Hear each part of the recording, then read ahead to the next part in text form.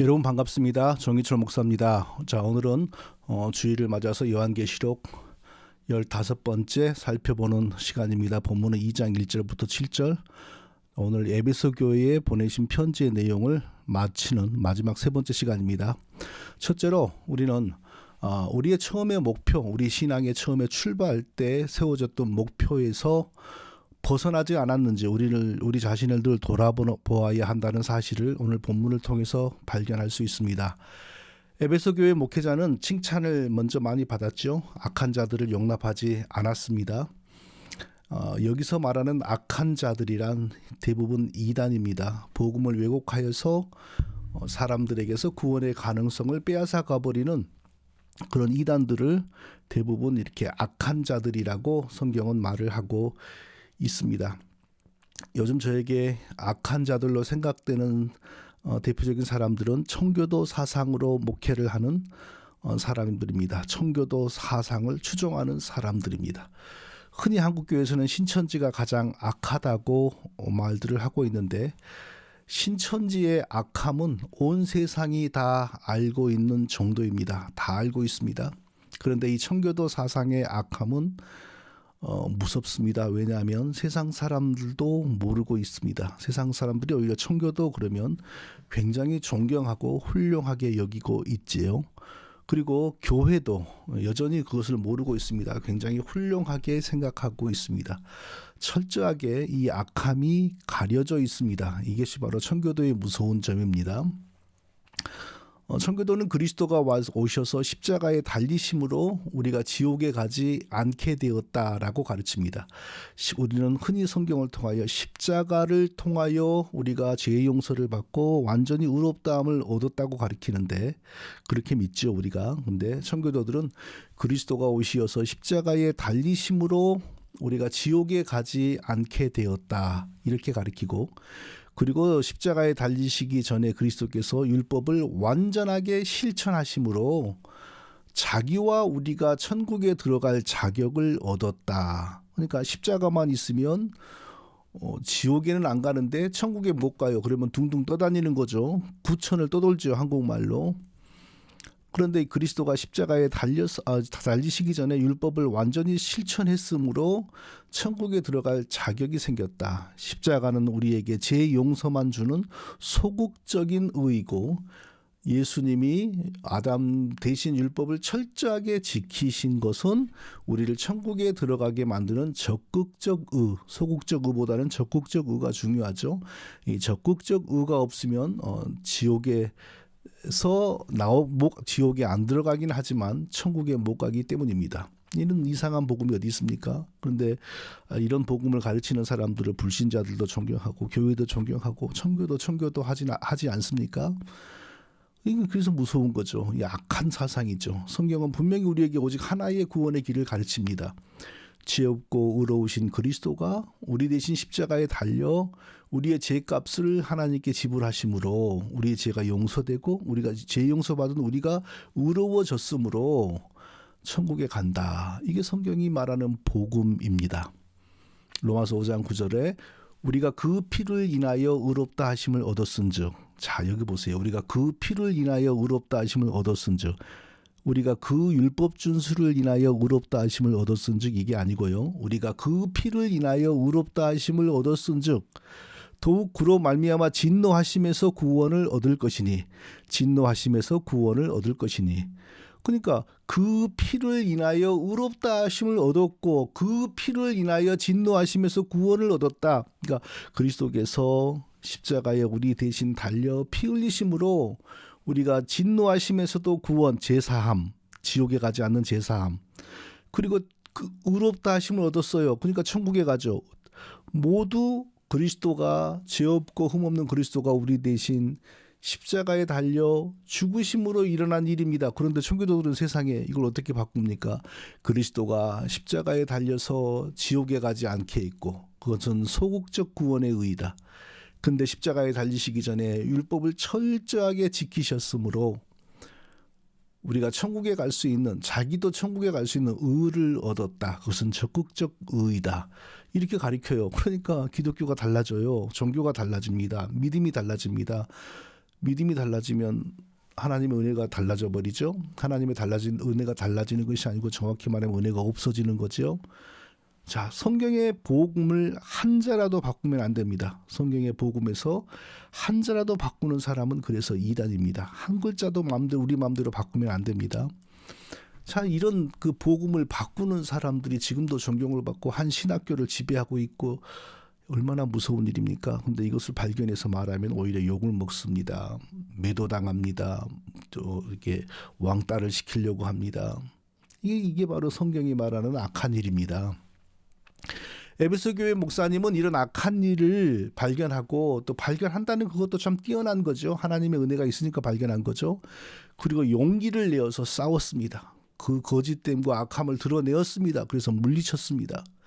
그리스도께서 그래서 그걸 칭찬하셨는데요. 내 행위와 수고와 인내를 알고 또 내가 참고 내 이름으로 인하여 견디고 게으르지 아니한 것을 아노라라고 칭찬하셨어요. 내 행위와 수고와 인내를 알고 내가 참고 내 이름을 인하여 견디고 게으르지 아니한 것을 아노라. 악한 자들, 이 거짓된 복음을 전하는 자들과 마주 대하여서 싸워서 이겨냈어요. 그러니까 잘한 거죠. 자, 그렇게만 나갔으면 얼마나 좋았을까요? 근데 그 다음에 이렇게 말합니다. 그러나 너를 책망할 것이 있나니 너의 처음 사랑을 버렸느니라. 그러나 너를 책망할 것이 있다. 이 목사님에게 책망할 것이 있어요. 예수님께서 너의 처음 사랑을 버렸느니라. 처음 사랑을 버렸답니다. 자, 이 목사님이 가지고 있어야 될 그 그리스도를 향한 처음의 사랑 무엇이었을까요? 좀 어렵네요. 이게 무엇이었을까요? 무엇을 처음 사랑이라고 했을까요? 예전에 어떤 사람이 저를 비난하는 댓글을 썼는데 그 댓글에 바로 그러나 너를 책망할 것이 있나니 너의 처음 사랑을 버렸느니라 이 구절을 딱 넣었어요. 이게 뭐냐면은 그때 당시에 제가 거짓 복음을 전하는 사람을 비판했는데 그걸 싫다고 하면서 이 구절을 넣었어요. 그래서 그 사람은 제가 사람들을 사랑하지 않는다, 교인들을 사랑하지 않는다 그런 뜻으로 잘못 이 구절을 인용한 것 같아요. 그런 뜻으로 쓸 수 있는 내용은 아닙니다. 이 구절이요. 그런 사랑을 의미하지 않습니다. 그리스도께서 이 목사님에 대하여 이 목사님이 잃어버린 처음의 사랑, 너가 처음의 사랑을 잃어버렸다라고 하셨는데 아마도 그 처음의 사랑이란 이 목사님이 처음 그리스도의 사역자로 부르심을 받았을 때 가지고 있었던 순수한 헌신, 순수한 자세, 충성심 이런 것이었을 가능성이 높습니다. 네, 처음에는 정말 충성심이 대단했고 헌신이 대단했습니다. 그런데 10년이 지나고 목회가 20년이 지나고 30년이 지나면서 그 처음에 순수했던 사랑과 충성과 헌신이 무디어지고 달라지는 것이죠. 흔히 그런 일을 우리가 많이 보지 않습니까? 잘한 일이 없었던 것 아닙니다. 잘한 일이 있었으니까 칭찬을 먼저 받았습니다. 그런데 세월이 지나가면서 이제 그런 모습이 달라지는 거예요. 처음에 그 순수한 자세와 헌신과 뜨거운 충성심이 없어져 가는 거예요. 자, 예를 들자면 설교도 점점점 이제 설교를 준비하는 기술도 늘지요. 그러니까 그런 기술에 의존하여서 설교를 만들어낼 수도 있는 거고요. 그렇지만 자기의 심장, 하트가 거기에 들어있지 않을 수도 있고요. 또 목회의 어떤 테크닉이 발전해 가지고 그 목회자로서 점점 숙달되어 가는데 정말 마음의 순수함과 이런 것은 또 줄어들 수도 있는 것이고 또 그리고 이전에는 교인들이 조금만 잘못된 거에 빠져도 막 자기 자식이 잘못되는 것처럼 막 마음이 아팠는데 이제는 느긋해지고요. 그런 것이지 하면서 타협도 하고 모른 채 하고 이렇게 이제 변해 갔을 수도 있어요. 그러니까 그리스도께서 처음에 그렇게 훌륭했던 목사님이 그렇게 변하니까 그러나 너를 책망할 것이 있나니 너의 처음 사랑을 버렸느니라 라고 이렇게 지금 책망하고 계시는 것입니다. 우리에게는 해당되지 않을까요? 우리 자신도 지금 이 에베소 교회 목사님과 같이 변하고 있는지 우리가 돌아봐야 됩니다. 저도 20대 말에 목회를 처음에 시작해서 지금은 50대 중반으로 접어들고 있는데요. 일반적으로 처음 사랑을 버리고 변하는 분들은 세상적으로 사람들이 크게 성공한 사람으로 보이는 경우가 그렇게 될 가능성이 높죠. 예, 그러니까 저는 세상적으로 크게 성공했다라고 할 만한 그런 조건도 없으니까 조금 그럴 가능성이 낮을 수는 있는데 그래도 모르는 일이죠. 예, 모르는 일입니다. 모든 종류의 금속이 시간이 지나가면 녹이 슬고 모든 종류의 나무도 시간이 지나가면 그 본래의 성질이 없어지고 삭습니다. 그래서 쉽게 부러지고 다 변하지 않습니까?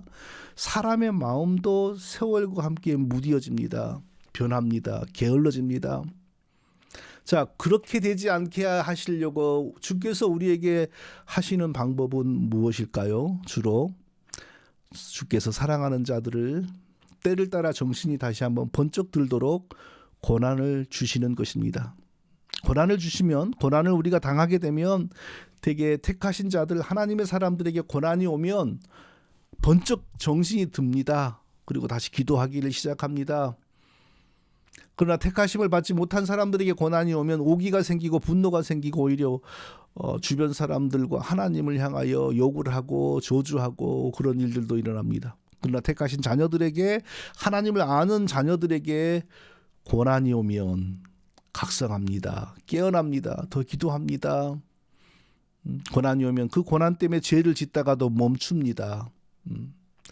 자, 지금 이 설교를 듣는 저와 우리가 혹시 어떤 고난을 당하고 있습니까? 그러면 생각해 보십시오. 혹시 내 신앙의 자세가 변하고 있고 내 처음의 사랑이 식고 무디어지고 변질되고 있으므로 하나님께서 나에게 각성을 촉구하시기 위하여 이 고난을 허락하는 것은 아닌가 하는 것을 생각해 보실 필요가 분명히 있을 것입니다. 하나님은 우리에게 고난을 주실 때 아주 좋은 목적으로 주십니다. 그런데 대부분 우리는 그게 나쁜 것처럼 여깁니다. 나쁜 일로 여겨지는 방법으로 하나님의 좋은 것이 우리에게 옵니다. 하나님의 좋은 것이 올 때에 더불어서 우리 속에서 생겨난 게 뭡니까? 하나님의 은혜를 사모하고 하나님을 의지하고 하나님께 기도하고 간구하는 심령이 생겨납니다. 스가랴 22장 10절을 보니까 내가 다윗의 집과 예루살렘 주민에게 은총과 간구하는 심령을 부어주리니 그랬습니다. 간구하는 심령, 하나님을 의지하는 마음, 기도하는 마음, 이것도 하나님이 주신다는 겁니다. 우리 스스로 못 가진다는 겁니다. 근데 그런 게 언제 옵니까? 고난을 당할 때 옵니다. 우리가 잘 되고 평안하고 즐거울 때 하나님이 안 주세요. 안 주시는 게 아니라 못 주겠죠. 줘봐야 우리가 그걸 받지 않고 우리에게 효과가 없으니까 안 주시겠죠. 대부분 저도 돌아보면 고난이 있고 뭔가가 있을 때에 하나님을 향한 마음이 새로워집니다. 기도하려고 하는 마음이 생깁니다. 은혜를 사모하는 마음이 생깁니다. 자, 그건 벌써 하나님께서 우리에게 은총을 주시고 그리고 간구하는 심령을 하나님께서 부어주시기 때문에 동시에 우리에게서 나타나는 겁니다. 우리 스스로 그런 마음, 그런 자세를 가지지 못합니다. 우리가 즐겁고 재미있을 때 하나님이 우리에게 은총을 부어주시지 못하고 간구하는 심령을 부어주지 못하십니다. 왜냐하면 그렇게 해봐야 우리에게서 은혜가 역사하지 않습니다. 그런데 고난을 당하거나 어려운 일을 당하면 간구하는 심령을 우리에게 부어주실 때 우리가 기도하게 됩니다. 자, 우리가 지금 고난을 당하고 있다면 혹시 하나님께서 나의 신앙의 자세가 이전과 같지 못하고 나의 헌신이 이전과 같지 못하고 나의 충성이 이전과 같지 못하심으로 하나님께서 우리를 그대로 버려두지 않고 다시 고치기 위해서 그러시는 것은 아닌가 생각해 보아야 합니다. 사랑하는 성도 여러분, 지금 불편한 일을 당하고 계십니까? 어려운 일을 당하고 계십니까? 고통을 당하고 계십니까? 하나님께서 처음에 사랑을 잃어가고 있는 여러분에게, 저에게 은총을 주시는 것은 아닌가 생각해 보십시오. 겸손해지게 만드시고 하나님을 간절하게 의지하는 사람이 되게 만드시기 위하여 우리에게 그런 우리가 보지 못하는 또 다른 사랑과 은혜를 부어주실 가능성이 높습니다. 저와 우리 모두가 처음의 사랑, 처음의 헌신, 처음의 충성을 잃어버리지 않고 끝까지 유지하고 혹시 잃어버릴지라도 하나님의 손길을 빨리 깨닫고 다시 이전의 사랑과 헌신과 충성으로 돌아가는 우리 모두가 다 되시기를 바랍니다. 또 둘째로 오늘 본문에서 우리가 무엇을 발견해야 되냐면요. 하나님께서 그리스도께서 이 목사님에게 회개를 촉구하셨다라는 사실을 우리가 눈여겨보아야 됩니다. 그리스도께서 이 목사님에게 에베소 교회 목사님에게 회개하지 않으면 더 이상 목회하지 못하도록 내가 막을 거야 라고 경고하셨다라는 사실을 우리가 눈여겨보아야 합니다. 그러므로 어디서 떨어진 것을 생각하고 회개하여 처음 행위를 가지라. 만일 그리하지 아니하고 회개치 아니하면 내가 네게 임하여 내 촛대를 그 자리에서 옮기리라 라고 말씀하셨습니다. 그러므로 어디서 떨어진 것을 생각하고 회개하여 처음 행위를 가지라. 만일 그리하지 아니하고 회개치 아니하면 내가 내게 임하여 내 촛대를 그 자리에서 옮기리라 라고 말씀하셨습니다. 촛대를 옮기신다 이 말은 이 목사님을 교회로부터 떼어놓는다 이 뜻입니다. 요한이 7 금촛대 환상을 보았죠. 그런데 예수님이 설명하기를 7 금촛대가 7 교회라 그랬어요. 그러니까 촛대를 옮긴다 이 말은 이 목사님이 목회를 못하게 된다 이 뜻입니다. 자, 그러면 이 목사님이 그리스도께서 경고하신 일을 당하지 않으려면, 목회를 못하게 되는 심판을 당하지 않으려면 무엇을 해야 되죠? 그 앞에 회개치 아니하면이라는 단서를 다셨어요. 회개치 아니하면. 회개하면 그런 심판을 받지 않습니다. 그런데 회개하지 않고 처음에 사랑으로 돌아가지 않으면 그런 심판을 받는다고 했습니다. 자, 그런데 이 회개는 어떻게 하는 것입니까? 이 회개는 우리가 스스로 마음대로 다 할 수 있는 것인가요? 아니면 회개는 하나님이 하게 하셔야만 할 수 있는가요? 자, 오늘 우리가 이 점에 대해서 분명히 정리할 수 있기를 바랍니다. 회개에 대해서. 회개는 내가 하는가? 하나님의 은혜 안에서 하는가? 하나님이 하게 만드는가? 회개하는 사람이 되기 위해서는 나는 어찌해야 하는가? 여기에 대해서 우리가 정확하게 이해를 할 수 있기를 바랍니다. 회개에는 크게 두 종류가 있습니다. 하나는 구원 그 자체를 의미하는 회개가 있습니다. 자, 우리 구원받은 성도들은 구원받기 전에 다른 종교를 믿었거나 아니면 불신자였지요.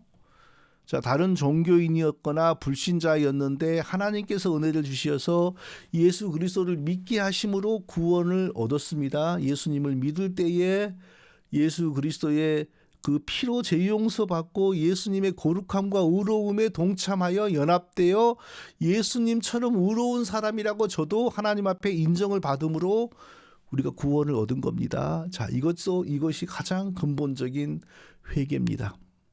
예수 믿고 구원받는 것을 가장 근본적인 회개라고 합니다. 그러니까 우리가 언제 구원받았습니까? 이 말은 우리가 언제 회개했습니까? 이렇게 바꿀 수 있는 것이죠. 자, 그런데 이렇게 회개라고 말해야 될 부분을 어떤 사람들은 꼭 회심이라고 합니다. 회심. 나는 누구의 설교를 듣고 회심했다 이렇게 말을 하죠. 나는 언제 회심했다. 이 회심이라는 말 속에는 자기가 뉘우쳤다, 깨달았다, 내가 구원을 받는 길로 찾아갔다 이 뜻이 있습니다. 죄를 깨닫고 내가 죄인이구나. 자기 운명을 깨닫고 내가 이대로 살다가 죽으면 지옥에 가는구나. 그 자기가 그걸 깨닫고 그러면 내가 천국 가려면 예수님에게로 가야 되겠구나. 자기가 이런 걸 다 깨닫고 뉘우치고 반성하면서 자기를 구원받게 하려고 예수님을 향하여 길을 잡아서 갔다. 이 개념이 있는 게 바로 회심입니다. 회심은 청교도 운동 시대에 나타난 아주 자리 잡은 잘못된 개념입니다. 대표적으로 그 회심 사상에 나타나 있는 유명한 고전이 뭐냐면요, 철로역정이라고 하는 책입니다. 철로역정에 보면 그 주인공이 자기 구원의 그 완성을 향하여 달려가지 않습니까? 뭐 어디에 뭐가 나타나니까 처음에는 혼동하지만 또 깨달아가지고 이렇게 피하고 뭐 또 그 다음에 또 어떤 일이 벌어지니까 자기가 깨달아가지고 또 어떻게 피하고 또 어디를 향하여 가고, 그러니까 구원을 향하여 내가 뉘우치고 반성하고 깨달았고 하면서 구원을 향하여 점점점 나아가다가 드디어 결정적으로 구원을 받는다. 이게 회심 사상인데 성경이 가르치는 사상이 아닙니다. 왜냐하면 사람은 구원받기 전에는 죽은 사람입니다. 성경에 의하면 허물과 죄로 죽었던 너희를 다시 살리셨도다. 에베소서 2장 1절. 허물과 죄로 죽어가던이 아니라 허물과 죄로 죽었던 너희를 살리셨도다라고 말합니다. 영적으로 우리는 죽어 있었습니다. 영적으로 죽어 있는 상태에서는 누가 무슨 자극을 주어도 내가 죽었구나라는 걸 느끼지 못해요. 영안실에 있는 시신의 발바닥을 송곳으로 찌른다고 해서 내가 죽었구나, 아픈데 못 느끼는 거하고 똑같아요. 지옥의 공포 못 느끼고요. 천국에 가야 되겠다는 의지, 소망 이런 거 전혀 있을 수가 없어요. 그러니까 회심이 불가능해요. 죽은 사람은. 뭐 구원받지 못한 상태로 이대로 죽으면 내가 얼마나 불행한가. 이거 구원받지 못한 사람에게는 일어날 수 없는 겁니다. 구원받지 못한 사람에게 그런 게 느껴졌다는 것은 그 사람이 그런 것을 세뇌받은 겁니다. 세뇌받아서 자기가 그런 걸 느끼는 것처럼 스스로 착각하는 겁니다. 그러면 언제부터 지옥이 깨달아지고 지금 믿지 않고 죽었으면 불쌍하다. 이제는 내가 천국 가게 되었다. 이걸 언제부터 깨달아지고 느껴지기를 시작하는 겁니까? 예수 믿고 구원받음과 함께 시작이 되는 겁니다. 예수 믿고 구원받음과 함께 내가 구원받았구나 압니다. 예수 믿고 구원받음과 함께 내가 예수 믿지 않았으면 영원히 지옥 형벌에 떨어져서 불쌍했겠구나. 그때 압니다. 자, 구원받기 전에, 영적으로 살아나기 전에 구원에 관하여 아무것도 몰라요. 죽은 자가 어찌합니까? 살아나야 알아요.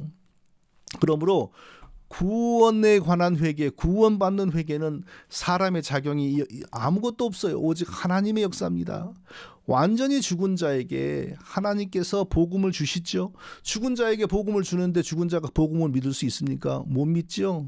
타락하여 죽은 자의 이성이나 자유의지는 복음을 향하여 좋은 반응을 보이지를 못하고 오히려 대적하게 됩니다. 그때 성령님이 먼저 역사하셔서 그 죽은 자의 이성, 죽은 자의 자유의지에게 역사하시고 은혜를 주셔서 예수를 믿어야 구원을 받는다라고 설득해주고 가르쳐 주시는 겁니다. 물론 이렇게 말하니까 그 과정이 막 긴 것 같지만 우리의 과학으로 측정할 수 없는 짧은 시간에 다 벌어질 수 있는 일이에요. 예수 믿고 구원받는 것은 불교에서 말하는 찰나보다 짧을 수도 있어요. 그 성령님이 그렇게 죽어있는 불신자의 이성과 자유의지를 가르쳐 주시고 깨우쳐 주시고 설득해 주시는 것을 불가항력적 은혜라 그렇게 말해요. 자기 힘으로는 도무지 복음을 믿을 수 없는 사람에게 성령님이 가르쳐 주시니까 이제 복음을 믿는 게 얼마나 좋은지를 알아버리는 거예요. 그래서 감옥에 가도 예수 믿고 때려도 예수 믿고 그렇게 돼버리는 겁니다. 이거 보고 불가항력적 은혜다 이렇게 말을 해요. 예. 우리가 그런 방식으로 구원을 받았어요.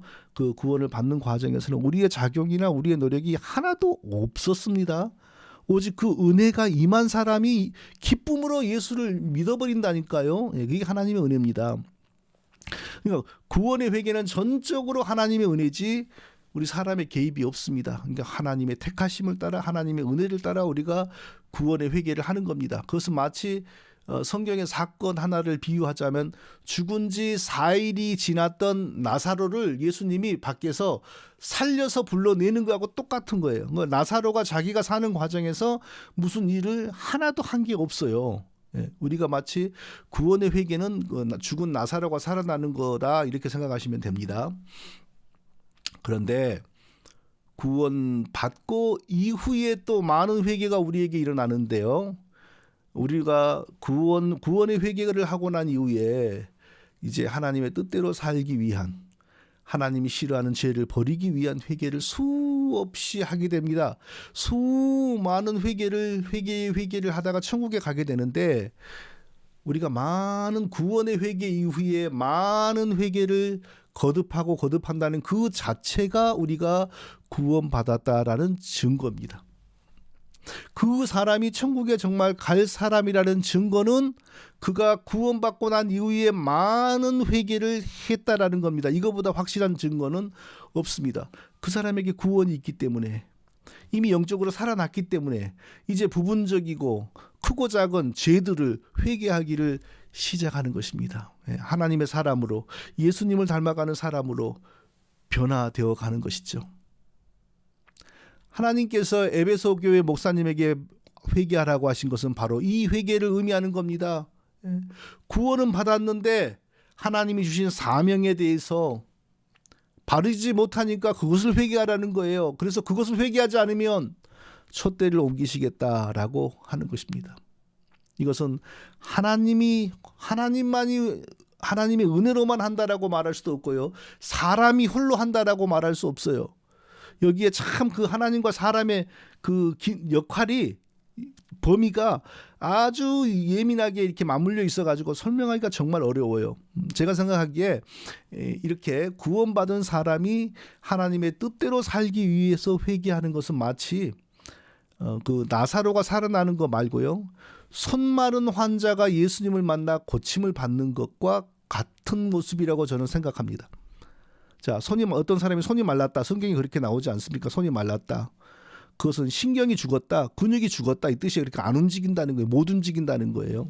자, 그 사람이 고침받고 싶어가지고 예수님을 찾아왔어요. 예수님은 딱 한눈에 저 사람이 손이 말랐구나. 저거 고침받고 싶어서 왔구나. 이거 아시죠? 근데 보는 순간 예수님이 뭐라 그랬습니까? 내 손을 내밀라. Stretch out your hand. 네 손을 쭉 뻗으라. 이렇게 말씀하셨어요. 손을 뻗을 수 있는 사람이라면 거기에 오지 않았죠. 손을 자기 스스로 뻗을 수 있는 사람이라면 그 자리에 올 이유가 없죠. 그런데 예수님은 딱 보고 내 손을 내밀라, stretch out your hand 이렇게 말씀하신 거예요. 그런데 놀라운 사실은요. 그 말씀을 듣는 순간 그 환자는 손을 내밀었어요. 내밀고 싶은 마음을 따라 내미니까 손이 쭉 뻗어지는 거예요. 고침이 치유가 이미 일어난 거예요. 이걸 우리가 어떻게 설명할 수 있을까요? 이게 구원을 받는 구원의 회개는 우리가 하는 일이 아무것도 없으나 구원 이후에 크고 작은 죄, 하나님의 뜻에 합당하지 못한 것들을 회개하는 데는 하나님의 은혜 안에서 내 의지, 내 노력이 함께 작용한다는 겁니다. 자, 자기 손을 고침받기 위해서 스스로 거기까지 찾아간 사람이 누굽니까? 그 사람이죠. 예수님 앞으로 다가간 사람이 누굽니까? 그 사람이죠. 물론 그것도 하나님의 은혜가 이미 먼저 있었으니까 거기까지 간 거지요. 그러니까 넓게 보면 다 하나님의 은혜예요. 근데 하나님의 은혜 안에서 이 사람은 그 은혜의 마음이 감화되어서 예수님을 향하여 갔고 예수님 앞에 섰습니다. 근데 예수님이 내 손을 내밀라 하는 순간 그 말에 감화가 되어 자기도 손을 내미는 순간에 벌써 손이 함께 치유가 된 것입니다. 좋은 설명이 되었는지 모르겠습니다. 굉장히 어려워서요.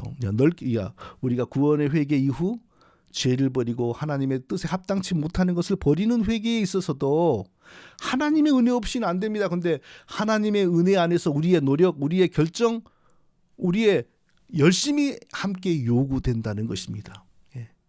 하나님의 은혜에 멀어지지 않기 위한 그런 마음이 있어야 돼요. 하나님의 뜻대로 살지 못하면 하나님이 우리를 책망하고 때로는 작은 심판도 하실 수 있다는 것에 대한 두려움이 있어야 돼요. 그렇지 않으면 절대 회개하는 사람이 되지를 못합니다. 자, 이 목사님을 향하여 예수님이 이렇게 말씀하셨어요. 그러므로 회개하라고 경고하고 난 다음에 그러므로 어디서 떨어진 것을 생각하고 회개하여 이랬습니다. 어디서 떨어진 것을 생각하고 회개하여 자기를 돌아보라는 거예요. 자기가 언제부터 잘못했는지, 어떤 사건을 계기로 잘못하기를 시작했는지, 어디서 떨어진 것을 생각하고 회개하여, 어디서 떨어진 것을 생각하고 돌아보면 보일 거라는 겁니다.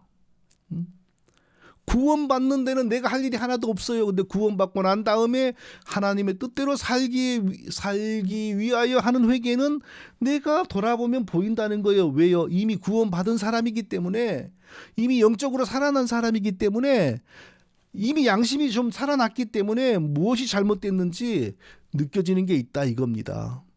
그래서 돌아보고 어디서 떨어진 것을 생각하고 회개하라. 그 부분을 깨달아서 찾아서 회개하면 하나님께서도 용서하시고 때리시기로 준비한 회초리를 다시 거두시기도 하고 목회를 못하게 막으려고 했지만 다시 목회를 할 수 있도록 길을 열어주시기도 한다. 이것 아닙니까? 이제 정리하겠습니다. 이제 정리하고 마치도록 하겠습니다. 구원의 회개는 오직 하나님의 단독의 역사입니다. 우리가 거기에 작용하는 게 하나도 없습니다. 그러나 구원 이후의 회개는 우리가 스스로 돌아보면서 우리의 노력도 우리의 반응도 작용을 한다 이겁니다. 그러므로 어디서 떨어진 것을 생각하고 회개하여라고 했습니다. 어디서 떨어진 것을, 내가 어디서 뭘 잘못했지? 내가 어떤 일을 계기로 서서히 내가 잘못되기를 시작했지? 돌아보면 안다 이거예요. 왜? 이미 우리 영혼이 살아났고 우리 이미 양심이 살아나기를 시작했으니까.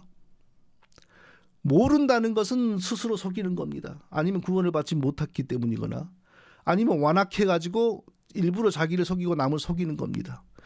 이 목사님에게 그리스도께서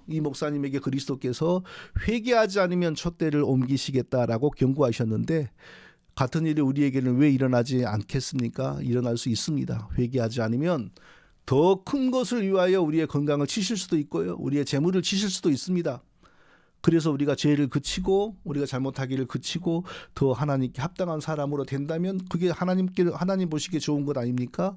그러므로 우리는 하나님께서 회개할 것을 가르쳐 주실 때에 내가 느낄 때에 빨리 회개하는 것이 훨씬 좋은 것입니다. 저와 우리 모두가 때를 따라 하나님의 은혜를 따라 회개하기를 빨리 하는 우리 모두가 다 되시기를 예수님의 이름으로 축원드립니다. 거룩하신 아버지 하나님, 그리스도께서 이 에베소 교회 목사님에게 칭찬할 것과 책망할 것을 다 말씀하신 것처럼 우리에게도 칭찬할 것이 있고 또 우리에게도 책망하실 것이 있는 줄로 압니다. 우리에게 간구하는 심령을 주셔서 날마다 기도하고 또 깨닫는 마음을 주셔서 우리가 잘못한 것을 속히 깨닫고 하나님 앞에 온전히 서서 늘 신실하게 충성스럽게 살아가는 우리 모두가 다 되게 하여 주시옵소서. 예수님의 이름으로 기도합니다. 아멘.